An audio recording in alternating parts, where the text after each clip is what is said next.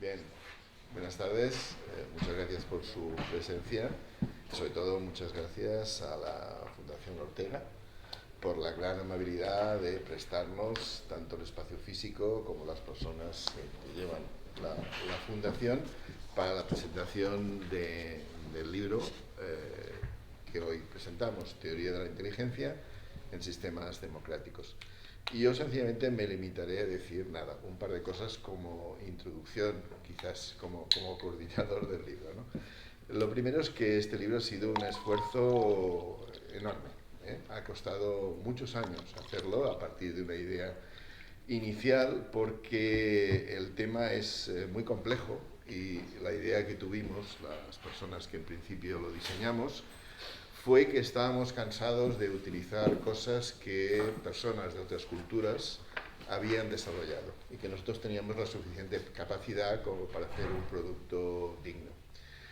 A partir de ahí, el hacer un libro colectivo es muy complicado si, y seguro que Fernando y tú, Isabel, estaréis encontrando la misma situación, si lo que pretendes es hacer un libro que tenga una coherencia global, que no sea una yuxtaposición de capítulos, que no le encargues a una persona una cosa, sino que el libro tenga una coherencia y que pretenda pues, ampliar el conocimiento y transmitirlo, pero de una forma coherente.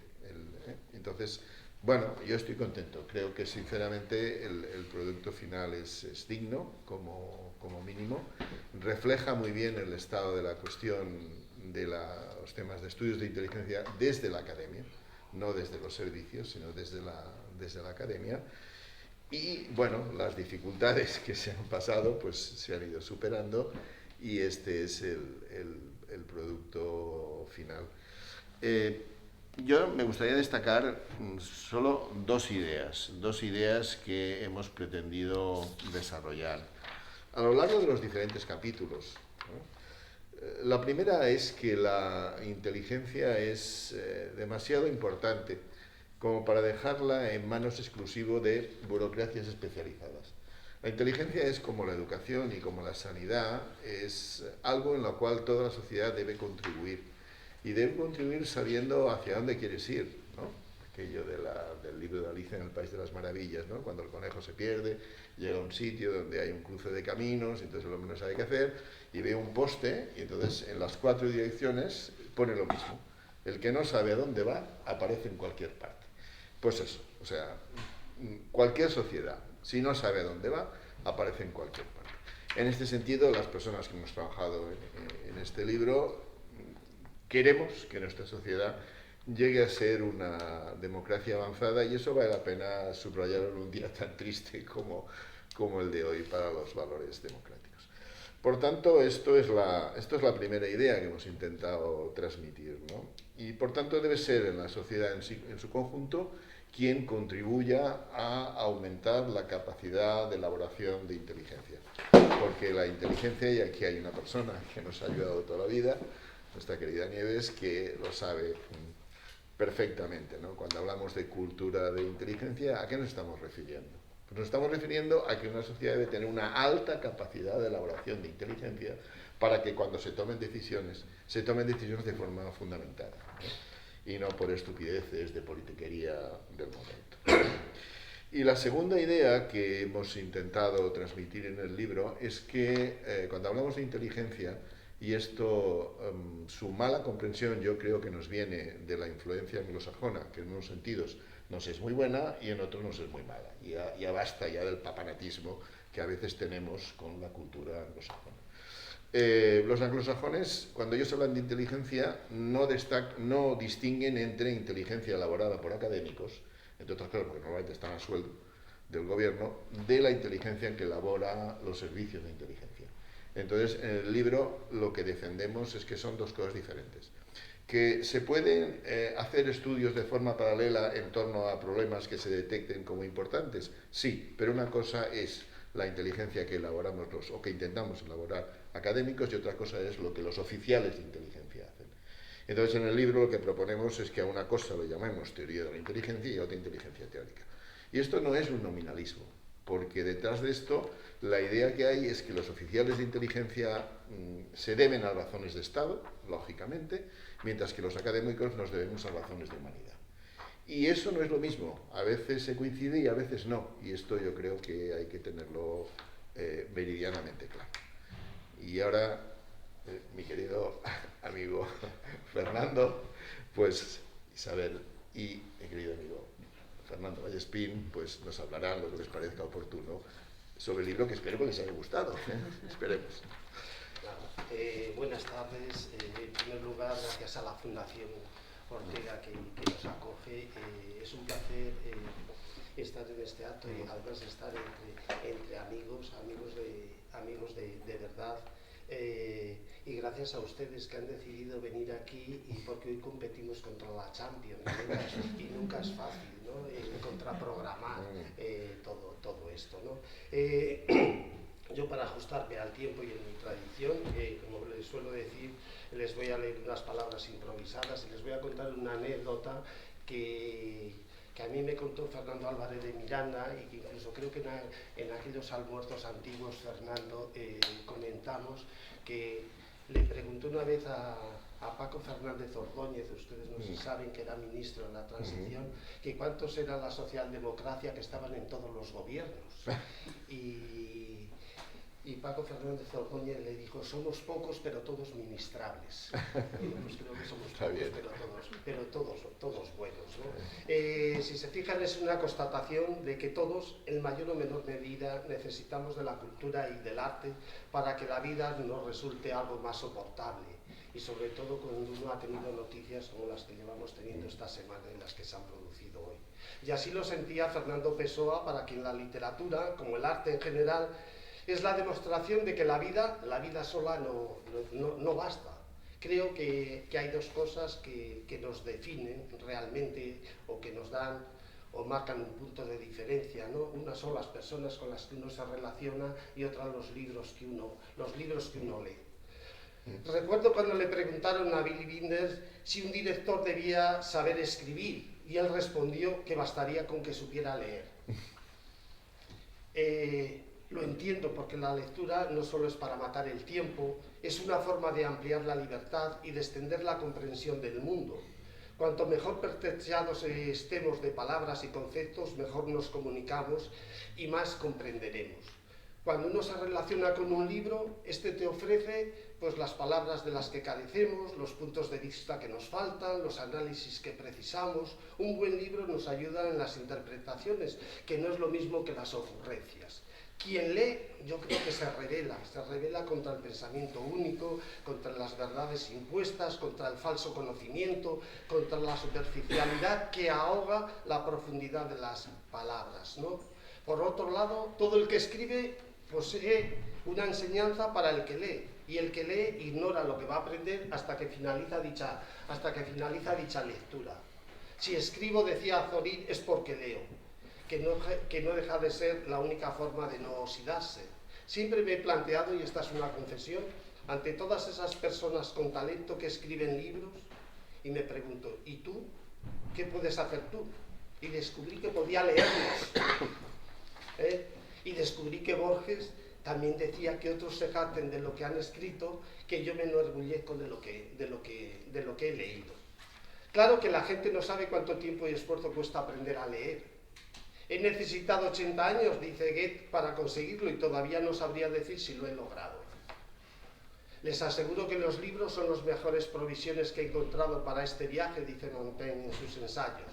Los libros no son como los hombres, que te asedian y te importunan con sus palabrerías, y a quienes resulta complicado eludir. A los libros, si no se les llama, no vienen. Puede uno tener este o aquel a su antojo. Los libros te cuentan sus puntos de vista y tú los respondes con los tuyos. Expresan sus pensamientos y te inspiran otros.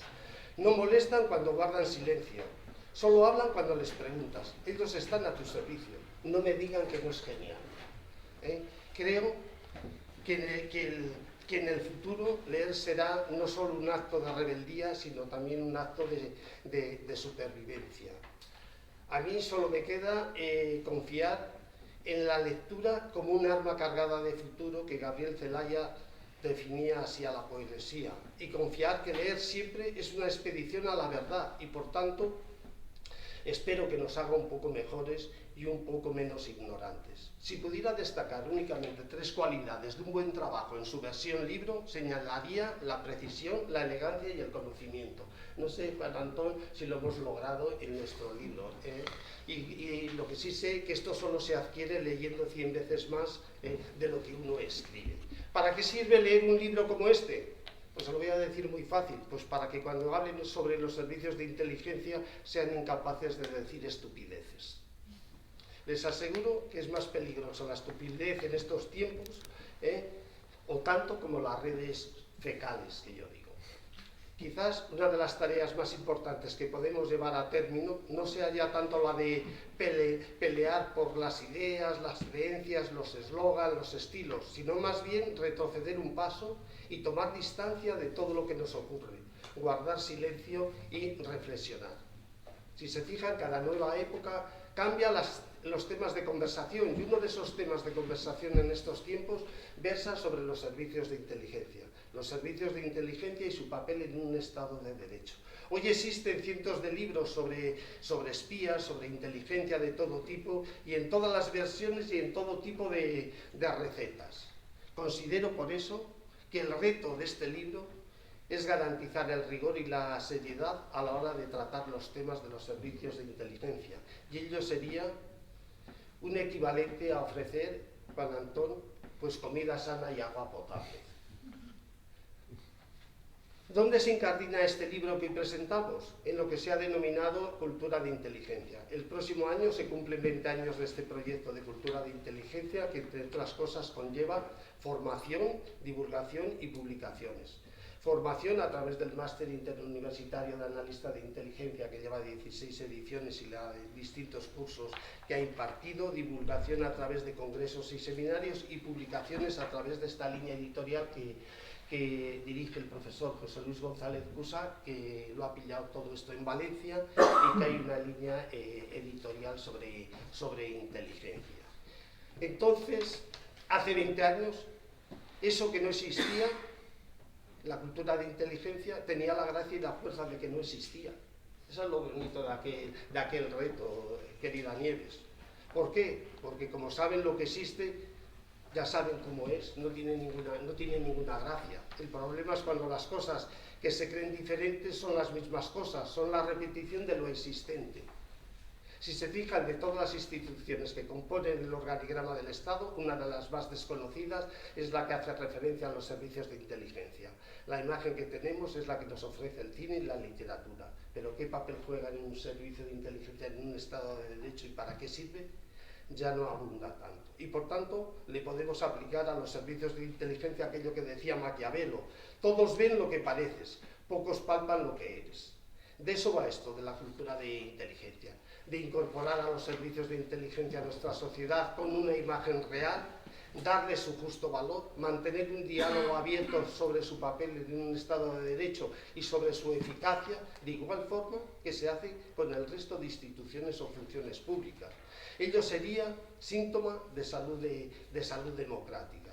Como Hannah Arendt, lo que queremos es comprender, es el deseo y la necesidad de comprender, sabiendo que comprender no significa negar lo que nos indigna. Aquí comprender quiere decir investigar, reflexionar, dialogar. La relación tanto con el mundo académico como con el mundo de los servicios de inteligencia, las cosas han sido como han sido por historia, por tradición, por circunstancias, por miedo o comodidad. Pero eso no quiere decir que no puedan ser de otra manera y en beneficio de la sociedad. Consideramos que la cultura de inteligencia no solo responde a una buena razón, sino que es también una verdadera razón. La cultura de inteligencia es toda una apuesta por construir un proyecto que conozca el mundo académico y a través de a la sociedad con los servicios de inteligencia, en aras de un fin determinado: conseguir una sociedad más segura y por tanto más justa y más libre. Consideramos que es necesario crear cauces para poder trasladar la investigación académica a los entornos que la hagan relevante para los servicios de inteligencia. La colaboración, el trabajar juntos, no es un lujo, es una necesidad. El no hacerlo es una irresponsabilidad y una grave imprudencia.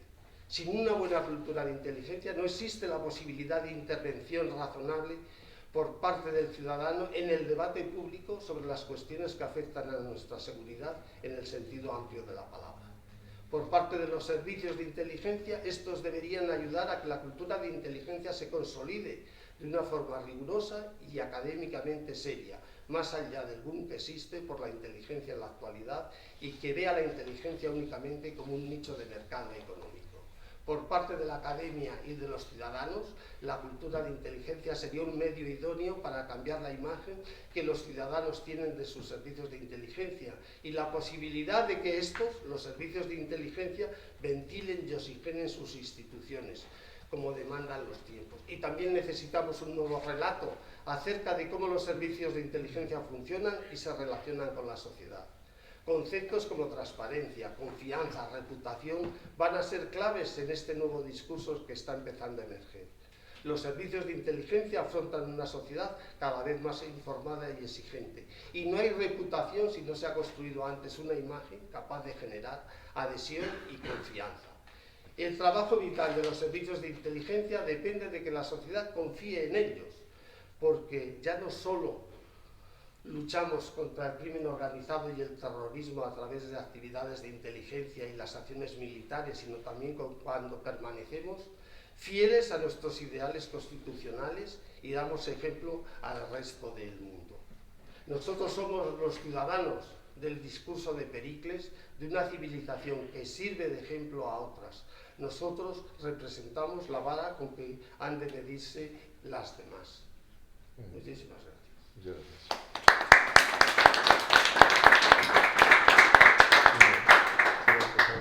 Bueno, los académicos, Fernando, le oía un día con una inteligentísima frase a Emilio Álamo de Espinosa: corremos un riesgo y es escribir en vez de leer, ¿no? O escribir más que leer. Me ha encantado. Hablar después de Fernando realmente va a ser muy plano, ya les digo yo que se van a aburrir. La ventaja es que va a ser breve, entonces no va a haber mucho problema. Y voy a caer en otro riesgo que tenemos en los académicos, y es en hablar de uno mismo. Entonces no puedo hurtar ese reto. Yo llegué a las políticas de seguridad, como a casi todo en mi vida, a la carrera, a Madrid, por accidente. Me ha llevado la vida, me he dejado llevar, y sigo ahí, que dicen los americanos, ¿no? Y llegué al mundo de la seguridad y curiosamente aterricé por una cuestión de teóricamente saber algo de análisis de políticas públicas en una cosa que se llamaba en ese momento construir la estrategia de seguridad nacional y luego la estrategia de lucha contra el terrorismo, ¿no? Trabajamos un montón, planificación estratégica, planes de lucha contra la radicalización violenta, y de repente nos invita el gobierno americano, el buen gobierno, a visitar el Departamento de Estado, porque ellos estaban haciendo su plan estratégico, el Countering Violent Extremism, ¿no? Y querían aprender de España, que por cierto lo estábamos haciendo relativamente bien. Bueno, mala suerte, en mitad de ese viaje, atentados en París, un horror, y a toda mecha, de repente un plan que llevaba 2 años en un cajón aparece sobre la mesa. Os podéis imaginar los titulares de los periódicos: imprevisión, falta de capacidad para planificar. Y llegué al mundo de la inteligencia, también por accidente, después de leer un titular tremendo de una editorial de un periódico que yo suelo leer, que es El País, que decía, como resumen del Plan Estratégico Nacional de Lucha contra la Radicalización Violenta: España, un país de chivatos. Claro, pues, escúchame, es que somos un país triste, y desgraciadamente lo estamos viviendo estos días, donde no hay mucho capital social y hay muy poca cultura de seguridad, muy poca cultura de inteligencia y muy poca cultura de emergencia. Por lo tanto, creo que vuestra obra, llegados a este punto, es muy relevante, porque tenemos que construirla. La inteligencia no puede estar capturada por élites de ningún tipo, como no lo puede estar la seguridad, porque vivimos en una sociedad democrática que la primera característica que debería cumplir, aparte del respeto a los valores, del republicanismo cívico es el pluralismo. Y es que todos podamos participar y que cada uno haga lo que le toca en cada momento. Como os he prometido aburrir, solo unas pequeñas palabras porque a mí me ha tocado definir un poco el libro y me encanta hacerlo además en la biblioteca de entrega. La monografía que estamos presentando aborda la inteligencia en los sistemas políticos democráticos desde múltiples perspectivas. Es decir, que la he leído con mucha atención y que a mí particularmente me ha parecido una obra muy integrada y creo que muy acorde con una teoría de la inteligencia precisamente aplicada a lo que necesitamos, a sistemas políticos democráticos, y responde al rigor y al conocimiento profundo del tema que tienen tanto el coordinador, Joan Antón, como los autores que participan del libro. El enfoque que ha aplicado, por lo menos lo que yo he deducido en la lectura sosegada que he hecho, se sustentan en 4 pilares. El primero, sus fundamentos teóricos y epistemológicos. Yo creo que es una obra que está muy bien, que refuerza precisamente el argumento de que en las democracias la inteligencia debe apoyarse en principios científicos y también sociales, no solo en objetivos de seguridad. Al amparo de los objetivos de seguridad también se cometen muchas tropelías. En segundo lugar, a mí me ha interesado esta propuesta de análisis y de modelos alternativos, ¿no? que se han manejado, que nos permiten evaluar cómo se pueden adoptar distintas formas de intervención y distintas estructuras de inteligencia, siempre respetando los valores democráticos. Y esto es vital para una función que debe cumplir la inteligencia, y es responder y adaptarse a los cambios ambientales bruscos, a las transformaciones sociales. Enfrentan fenómenos complejos, multidimensionales, interconectados, y hay que tener capacidad de respuesta, pero en la capacidad de respuesta no podemos perder la esencia de la sociedad democrática.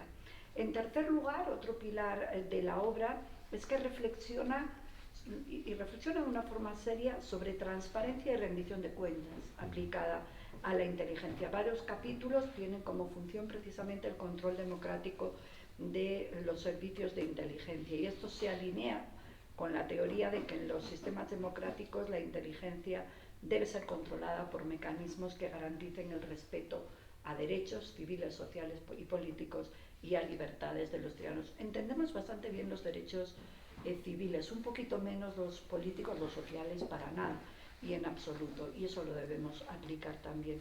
Y otra apuesta importante de esta monografía, y a mí me interesa por mis áreas de estudio, es la apuesta por el valor de la inteligencia estratégica, ¿no? Realmente tenéis un problema los que estáis más de lleno estudiando servicios de inteligencia, es que lucháis contra el mito y el prejuicio. Va casi una batalla completamente perdida. Seguimos viendo la inteligencia como el espía, pero no como el análisis riguroso y la inteligencia estratégica que aporta información de calidad para la toma de decisiones, que es para lo que está, porque quienes toman decisiones tienen que ser los que están legitimados para ellos. Aporta, como os decía, la monografía un enfoque integral que tiene al menos 7 fortalezas que yo haya identificado y que se sustentan siempre en el principio de gobernanza democrática de los sistemas de inteligencia. Fortalezas que reflejan una comprensión profunda de la teoría de inteligencia para sistemas políticos democráticos y subrayan su relevancia contemporánea y su multidimensionalidad. Por hacer un repaso, prometo brevedad, no hay 500 folios, ¿no? Profundidad teórica y actualización de paradigmas. Creo que esto es muy bueno.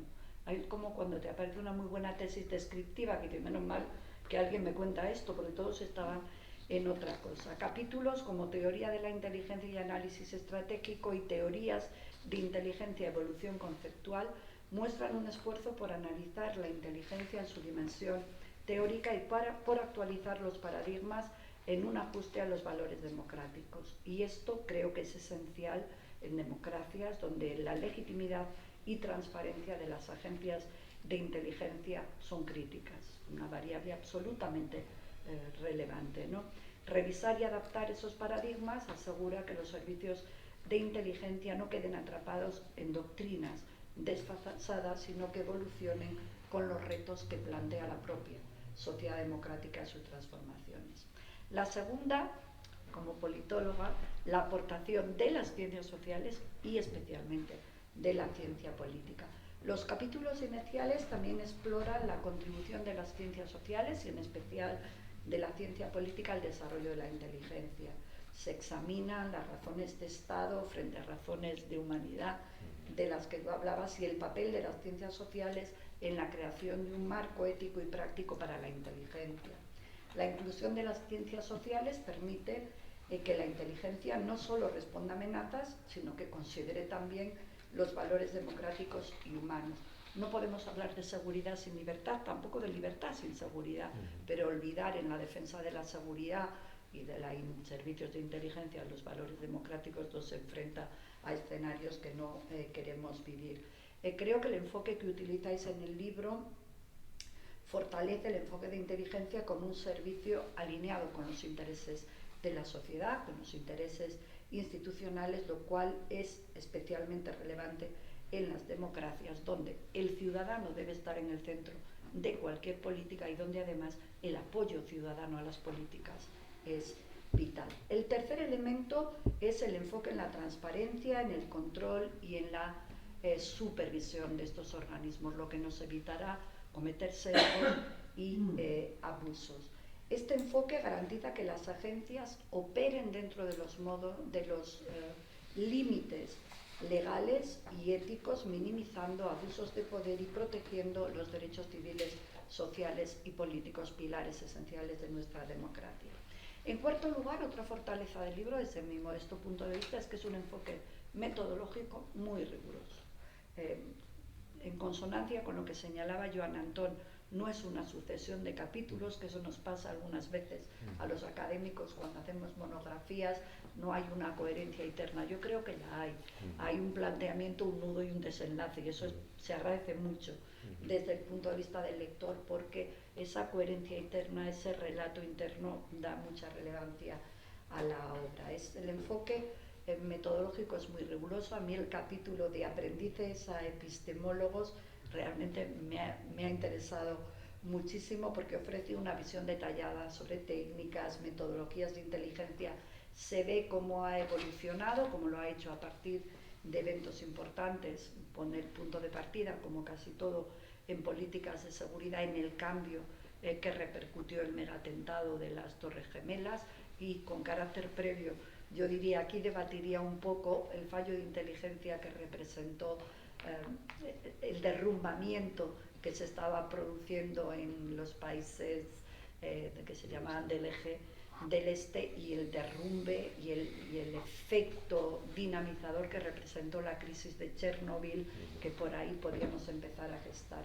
Esta perspectiva revisa la contribución de figuras clave y creo que es muy interesante. Veo que el enfoque promueve una inteligencia más precisa, más imparcial y sobre todo una cosa que nos preocupa ahora en las políticas públicas, sustentada en la evidencia, sustentada en el dato. Desgraciadamente, y en estos días decirlo es tremendo, yo me estoy convirtiendo en una señora muy pesada a estos efectos, huir de la emoción y huir de esto. Todo es opinable, todo lo hago porque yo opino, porque yo pienso, porque yo, bueno, hay cosas que son opinables y otras no, y a nosotros nos corresponde poner toda la pasión del estudio para poder ser las menores de las emociones, porque eso es clave para generar confianza en los servicios de inteligencia. Muy rápidamente, la fortaleza quinta es la adaptación a desafíos contemporáneos como globalización y tecnología.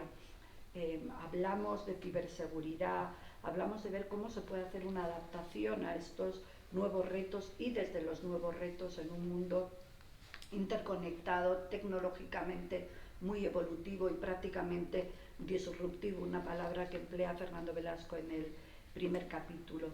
Esta apertura, el entenderse como parte de un sistema, permite que los servicios de inteligencia aborden amenazas de manera más efectiva sin perder de vista de nuevo los valores democráticos y la protección de las libertades civiles, porque la hiperdemocratización de acceso a la información tecnológica violenta muchos derechos.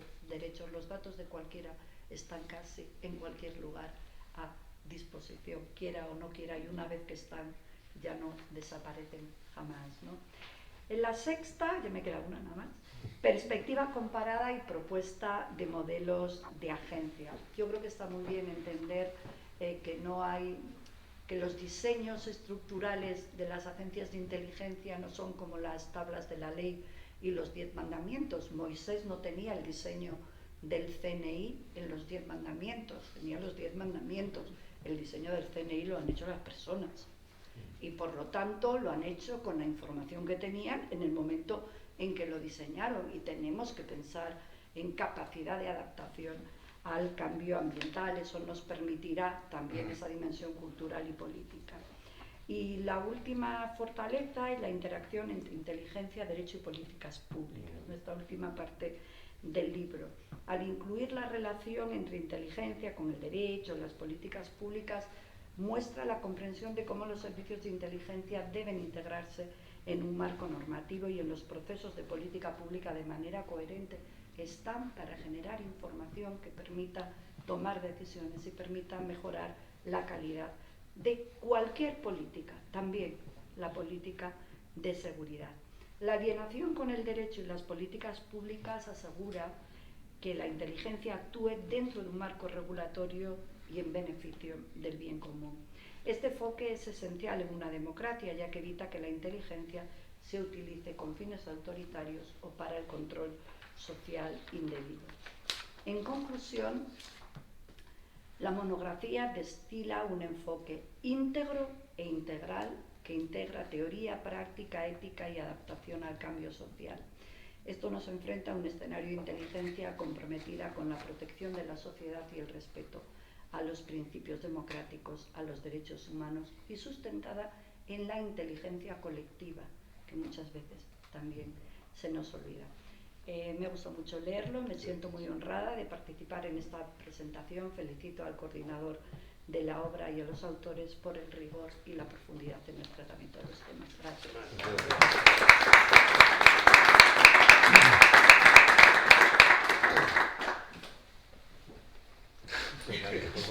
Bueno, pues nada, yo tengo un cierto vínculo aquí con esta casa, soy el director de esta revista, aprovecho para hacer también publicidad y espero que todos y todas os suscribáis. Es muy poco dinero por mucho conocimiento, ¿no? Mucha inteligencia sobre todo, de los herederos de... ha cumplido 100 años. O sea, que una revista de este tipo en España cumple 100 años, sí. Tiene muchísimo mérito. Bueno, una vez que ya en los primeros minutos estos de publicidad, pues agradeceros que pensarais en mí para estar aquí, porque, bueno, es un tópico, ¿no? Porque he aprendido mucho. La verdad es que me he dado cuenta que no tenía ni idea de lo que era la inteligencia. Yo pensaba que la inteligencia tenía que ver con los servicios de inteligencia, es decir, que pensaba que tenía que ver con James Bond, o con Mortadelo y Filemón y la tía, que también, con ese mundo así, ¿no? Oculto, y luego de repente pues se te abre ahí un campo que de repente dices, bueno, pues es que es toda una especialidad.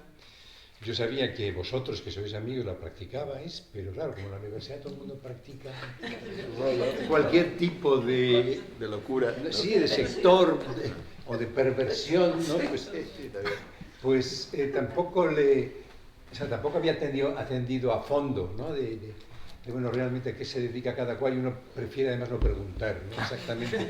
Bueno, exactamente eso a lo que tú te dedicas, ¿qué es? No sé acaso te lo explican, ¿no? No, es que una vez a un colega le pregunté que sobre qué estaba trabajando y me dijo que sobre élites políticas en Alcobendas. Y a partir de entonces ya me prometí que esta pregunta estaba fuera de lugar. Estaba completamente fuera de lugar.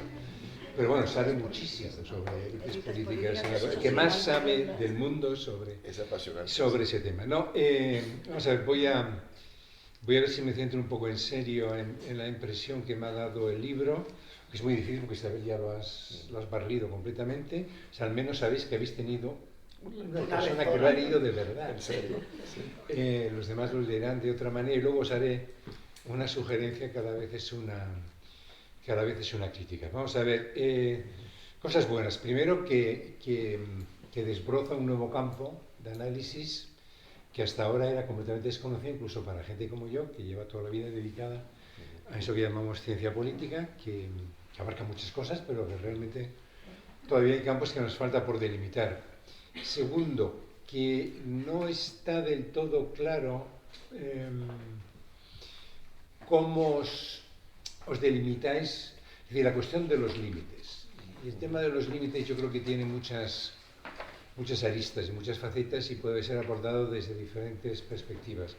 Una primera es qué diferencia hay, aunque hay capítulos, porque salen inteligencia y derecho, inteligencia y políticas públicas, o sea, de que sí abordáis la cuestión de los límites, pero no desde la perspectiva, digamos, de la existencia de un campo que posee la capacidad para verse a sí mismo de forma autónoma respecto de su entorno.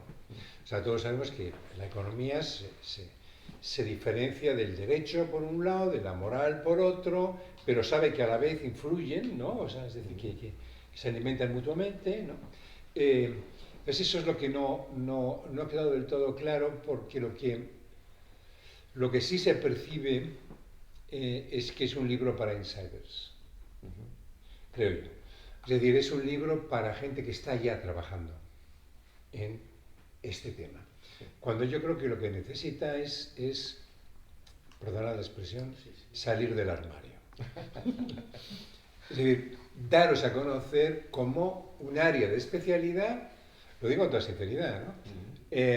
Tan digna como pues, políticas públicas y además reivindicar vuestro propio espacio, ¿no? como una especialidad autónoma y que además tiene, yo creo que gran cantidad de posibilidades para poder desarrollarse.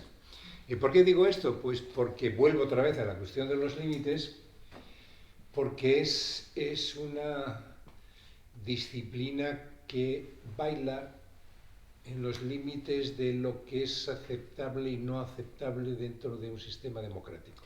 Es decir, que si la inteligencia se le va a un paso en un determinado momento, es reprensible y por tanto se convierte en una patología, mientras que si sigue bailando, ¿no? sobre esa cinta y no acaba de caerse, pues acaba siendo reconocido, digamos, en toda su dignidad, ¿no? O sea, que en cierto modo es un poco el problema de la razón de Estado, ¿no? O sea, sí, estúpido no reconocer la razón de Estado y que evidentemente no podemos pretender que siempre hay una elección entre un bien y un mal, sino que la mayoría de las veces, sobre todo en política, hay que elegir entre dos males y que son dos males que a su vez pueden ser percibidos moralmente. Es decir, que esas decisiones después van a ser enjuiciadas a partir de un juicio moral, ¿no? Entonces, claro, ahí es donde está el tema, ¿no? Donde, claro, un sistema que predica entre su máxima virtud la transparencia necesita el secreto. Necesita el secreto. Para poder ser, necesita el secreto. Es decir, y claro, ¿esto cómo se hace digerible? O sea, sí, pues vosotros por supuesto intentáis hacerlo digerible, por el estado de bienestar, o sea, tenéis que vender vuestra mercancía y me parece maravilloso que sepáis vender vuestra mercancía. Yo hubiera sido mucho más crudo, o sea, hubiera dedicado un capítulo al tema de las decisiones trágicas en política, por entendernos, ¿no? O sea, es decir, la política, las manos sucias, ¿no? Le mains sales, que decía Sartre, ¿no? O sea, la política tiene también, ¿no? un espacio reservado para los arcanos, ¿no? O sea, que es muy bonito porque como sabéis, yo tengo obsesión por Thomas Hobbes, ya casi desde pequeñito. O sea, yo no sé si de pequeñito tuve algún problema o algo con Hobbes o algo debió pasar, pero yo sigo dándole vueltas. Si os fijáis en el title page, ¿no? Donde se ve a Leviatán, esa imagen tan reproducida, ¿no? Abajo, en lo que son las partes pudendas del monstruo que es el Estado, hay una cortina, que ahí es donde por arriba pone en inglés es que suena mucho mejor, Leviathan, London, no sé qué, 1651. Claro, él ha aprovechado, ha tapado las vergüenzas del Estado. Y las ha tapado con el título, etc. Gráficamente se da a entender que no hay forma de comprender el Estado si no sabemos que hay una parte de su actividad que está sujeta a, si no a secreto, pues bueno, sí, a algún tipo, digamos, digamos que está sujeta a un régimen diferente de transparencia, por decirlo así, ¿no? Entonces yo creo que aquí esto tiene mucho que ver con las reflexiones actuales y las interpretaciones que hacemos, por ejemplo, hoy, por volver a otro clásico de un autor como Maquiavelo, ¿no? Que claro, Maquiavelo lo que le dice al príncipe es que, al gobernante, lo que le dice es, no atiendas a la moral, atiende a las consecuencias de tus acciones. Si consigues lo que quieres, serás un buen político, si no, no serás un buen político. Entonces, claro, los sistemas democráticos realmente de lo que hacen, realmente si nos fijamos, es poner dificultades a la capacidad de emplear según qué medios al principio para conseguir sus objetivos, ¿no? Entonces, claro, ahí es donde pues, están los derechos de los ciudadanos. Tú no puedes vulnerar derechos y tal y cual, o sea, tú no puedes... O sea, entonces, claro, los servicios de inteligencia, y ahí es donde entra la parte que a mí me parece que es más fascinante del libro. Los servicios de inteligencia tienen una enorme dificultad porque, por un lado, van a ser sujetos a responsabilidad por parte de aquellos que están en el ajo. Si fracasan, y eso no lo sabe el público, ¿no?, cuando se ha fracasado o no, pero por otra parte nunca van a poder gozar del favor del público porque no saben cuándo aciertan, ¿no? O sea, con lo cual no te llevan las medallas, pero te llevan los palos, por decirlo de algún modo, ¿no? Entonces ahí hay como muchos bucles, ¿no? O sea, y entonces hay que saber, digamos, el buen conocedor de los servicios de inteligencia realmente tiene que saber funcionar con eso, y luego con un par de cosas que sobre todo has subrayado tú, Isabel, y es que la gobernanza no puede ser entendida así. Porque y la gobernanza que es el gobierno adaptado a las circunstancias actuales, también has hablado un poco de eso, ¿no? Bueno, los tres. Realmente, de lo que se trata, y aquí una de las palabras que más sale es la palabra de cambio de paradigma, de renovación de los estudios, o sea, como viendo a entender, o revisamos completamente nuestro objeto de conocimiento o no vamos a poder seguir avanzando. No, es decir, que este es un campo de estudio que necesita abordar su objeto desde perspectivas distintas. Es otro paradigma. Tú has hablado de la hegemonía esta del modelo anglosajón, y también hay dentro del libro un capítulo donde realmente se nota cierta incomodidad conseguir siempre las directrices de cómo funcionan los servicios de inteligencia dentro del paradigma dominante y buscar escaparse de esa dictadura.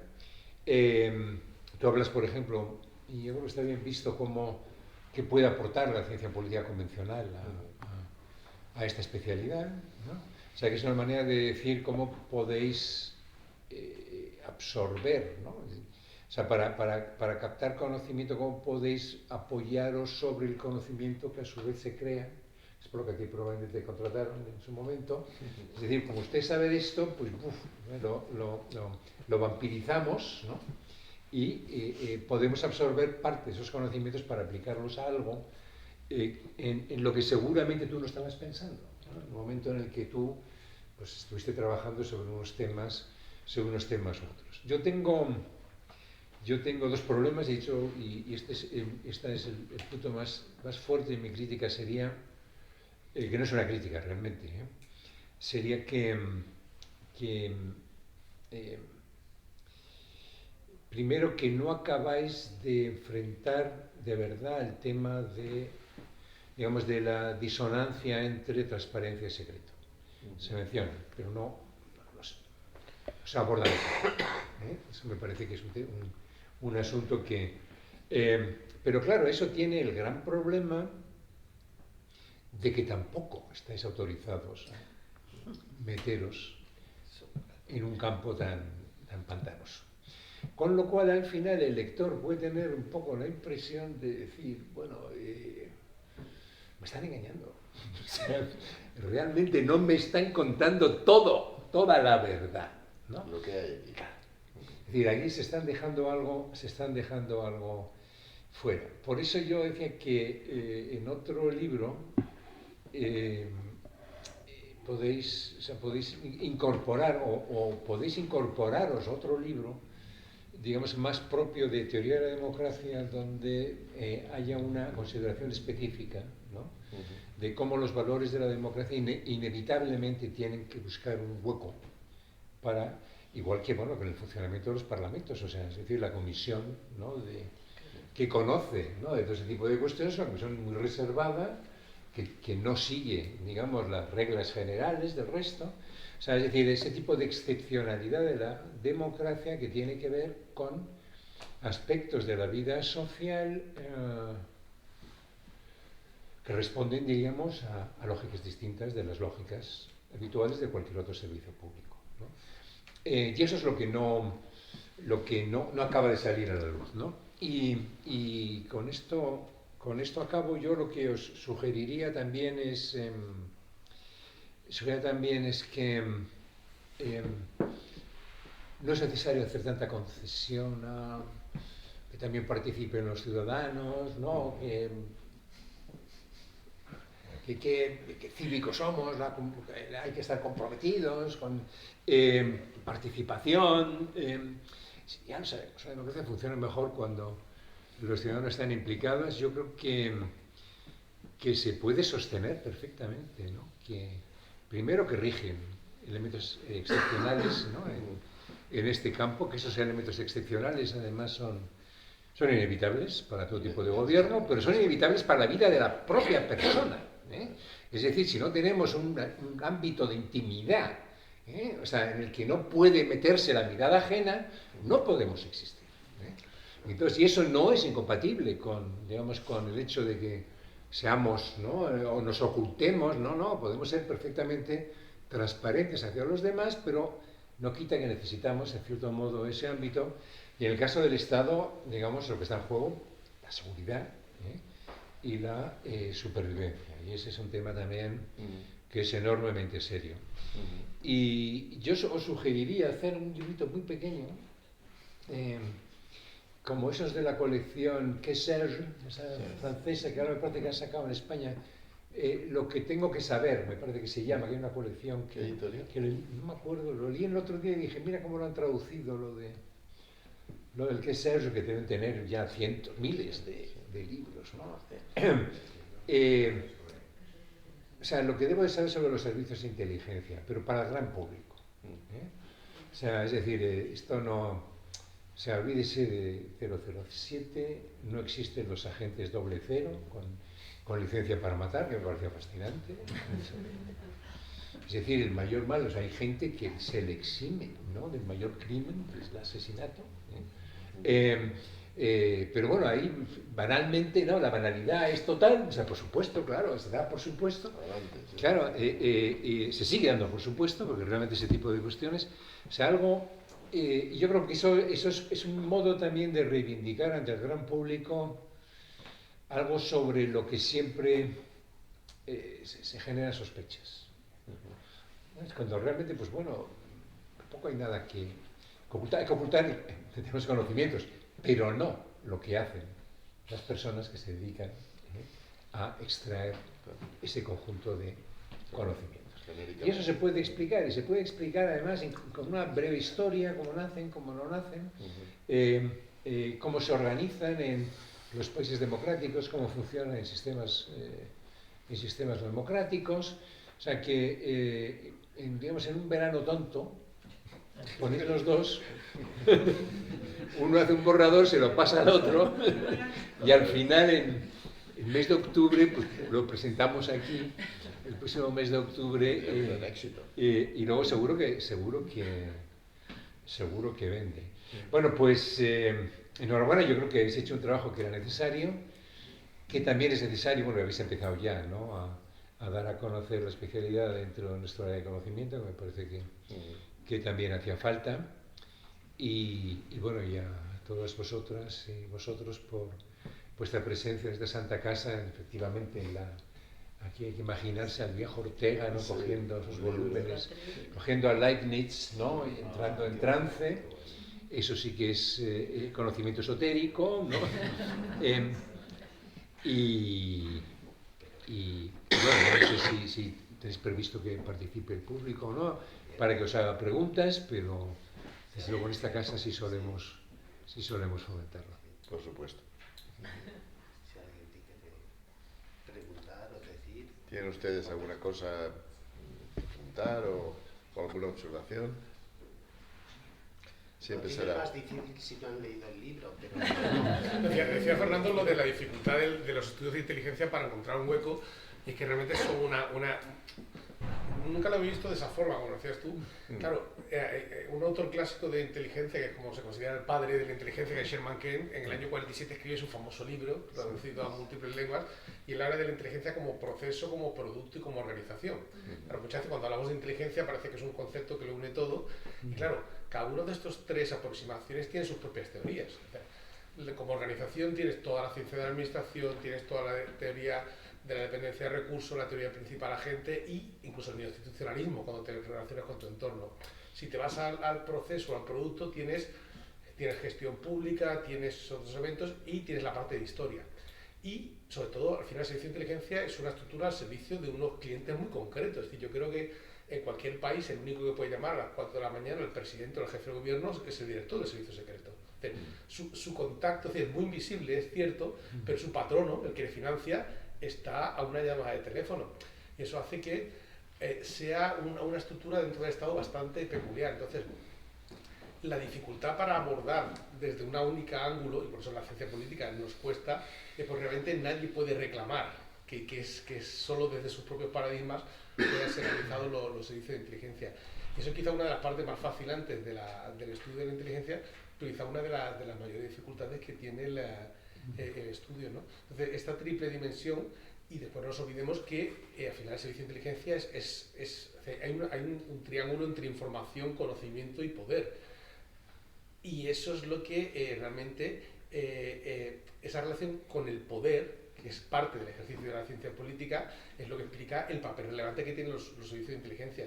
¿Qué nos sucede? Que realmente sabemos tan poco de la parte de atrás, lo que tú reclamabas, que no sabemos nada, ni cómo consumen inteligencias, ni qué les llama la atención, ni cuáles son los procesos mentales que tienen, y solo con los años conocemos cuál ha sido el impacto de la inteligencia en los acontecimientos históricos. Aquí estamos ahora con mucha paranoia sobre qué pasó en Gaza, qué pasó, y no lo sabemos, dentro de 20 años lo sabemos. A mí me gusta poner el ejemplo de cuando yo era pequeñito me dijeron que Franco era un señor muy inteligente y que no entramos en la Segunda Guerra Mundial, pues porque era un hombre por muy su sabio. gran misión. Claro, cuando se desclasifican los archivos británicos te das cuenta que el MI6 había pagado a día de hoy unos 220 millones de euros en pagar a los generales y al hermano de Franco para convencerle de que no era relevante. Es decir, hasta que no ves esa parte, esa dimensión oculta, no comprendes realmente muchos acontecimientos del ejercicio del poder. Claro, eso sería la labor fascinante de poder hacer, pero complicadita. Bueno, pero tenés tajo. A ver, Fernando, respecto a la crítica que has hecho, que yo creo que es adecuada, en el diseño del libro había un capítulo que lo tenían que haber realizado o agentes en activo, oficiales de inteligencia de nuestro servicio, o exagentes de alto nivel. Y no pudo ser. Por razones X. No ha podido ser. Entonces, claro, lo pensamos realmente, ¿no? Porque se pidió, claro. Es como esa obra de teatro tan divertida, esa comedia que es por delante y por detrás, ¿no? Que se ve una obra de teatro y luego lo que pasa en las bambalinas es divertidísima, la verdad, ¿no?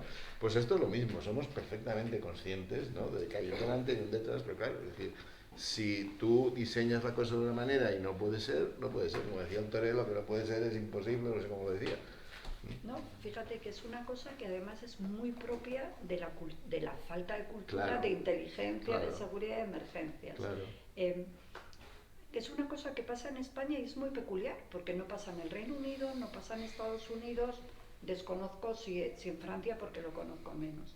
Lo normal es que agentes de inteligencia vayan a las universidades, porque saben que contando cosas reclutan a los mejores, o que policías vayan a dar clase. Aquí nos enfrentamos a un modelo burocrático en el que para escribir una cosa que va a leer a alguien, que va a decir lo que se puede publicar y lo que no, recibes el veto de las autoridades. Pues además nadie lee Es luego este absurdo. tipo de libros, o sea, no el vuestro, sino los libros académicos, si quieres guardar un secreto, públicalo.